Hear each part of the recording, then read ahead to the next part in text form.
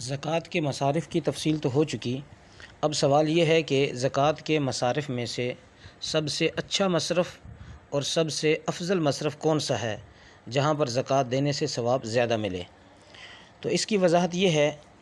کہ دو مصرف ایسے ہیں کہ وہاں پر اگر زکوٰۃ دی جائے تو وہاں پر زکوٰۃ دینے سے آدمی کو جو ملنے والا ثواب اور اجر ہے وہ بڑھ جاتا ہے۔ ان میں سے پہلا مصرف یہ ہے کہ جس کو ہم زکوٰۃ دے رہے ہیں وہ اگر ہمارا رشتہ دار ہو، بشرطے کہ وہ مستحق ہو۔ زکوٰۃ کا مستحق اگر رشتہ دار ہو تو اس کو زکوٰۃ دینے سے حضور صلی اللہ علیہ وسلم نے ارشاد فرمایا کہ تمہیں دوہرا ثواب دیا جائے گا، ایک زکوٰۃ کے ادا کرنے کا اور دوسرا اپنے رشتہ دار کے ساتھ صلہ رحمی کرنے کا۔ ایک مصرف تو یہ ہے۔ دوسرا مصرف یہ ہے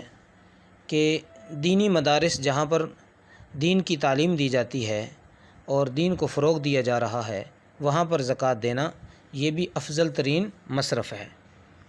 یہاں پر بھی زکوٰۃ دینے سے دوہرا اجر ملتا ہے،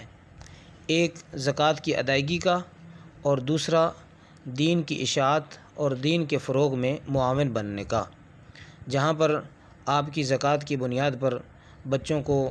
کھانا کھلایا جائے، بچوں کی تعلیم کو ترقی دی جائے، بچوں کی تعلیمی سرگرمیوں کو بہتر سے بہتر کیا جائے، وہاں پر زکوٰۃ دینے سے آدمی دین کا معاون بنتا ہے۔ بلکہ یہ مصرف ایسا ہے کہ یہاں پر دینے سے ثواب بھی زیادہ ہے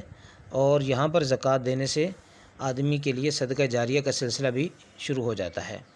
کہ آپ کی زکوٰۃ سے جتنے بچے وہاں پر پڑھیں گے، خود پڑھیں گے، پھر آگے پڑھانے کے قابل ہوں گے، جتنے لوگ ان سے پڑھیں گے، تو یہ ایک لامحدود صدقہ جاریہ کا سلسلہ شروع ہو جائے گا۔ لہٰذا ان دو مصارف پہ خصوصی توجہ دینی چاہیے،